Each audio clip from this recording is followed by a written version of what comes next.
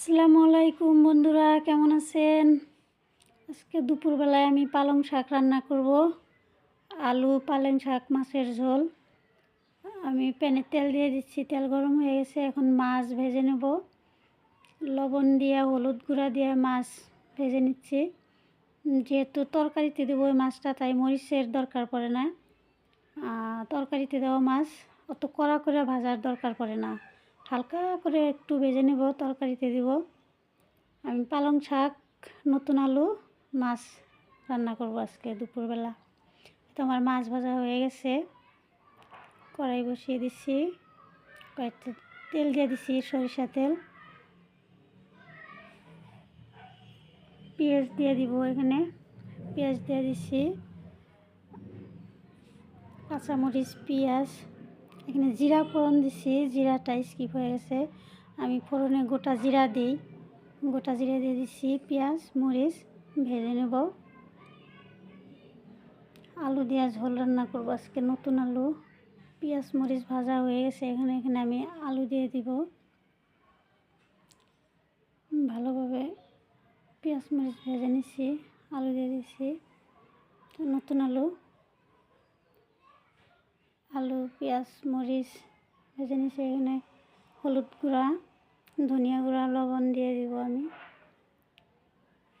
হলুদ, লবণ, ধনিয়া দিয়ে ভালো মতো এখন আরেকটু লাইড়া চাড়া ভেজে নিব। এখন ঢেকে দেব 2-3 মিনিটের জন্য। 2-3 মিনিট পর আবার লাইড়া দিব আমি। আলুটা হয়ে গেছে আমার আলু লাড়া। এখন আমি শাক দিয়ে দেবো এখানে। আলু পানি দেওয়া কষাই নাই, আর শাকে অনেক পানি আছে, শাক থেকে অনেক পানি আসবে, ওটা দিয়ে আলু সেদ্ধ হয়ে যাবে। এই তো অনেক পানি উঠে গেছে শাক থেকে, শাকের পানি আলু সেদ্ধ হয়ে গেছে, সেদ্ধ হয়ে যাবে। এই তো শাক থেকে অনেক পানি বার হয়। শাক রান্না করলে শাকে অত ঝোলের দরকার পড়ে না আর কি, শাক থেকে অনেক পানি আসে। এই তো আমার শাক কষানো হয়ে গেছে। শাক, আলু, মানে 2টা আলু দিছি, একটা ছোট আলু, একটা একটু বড় আলু। শাকগুলা সব মিলিয়ে গেছে, এখন খালি আলুই দেখা যাচ্ছে। এখানে ঝোল দিয়ে দিচ্ছি।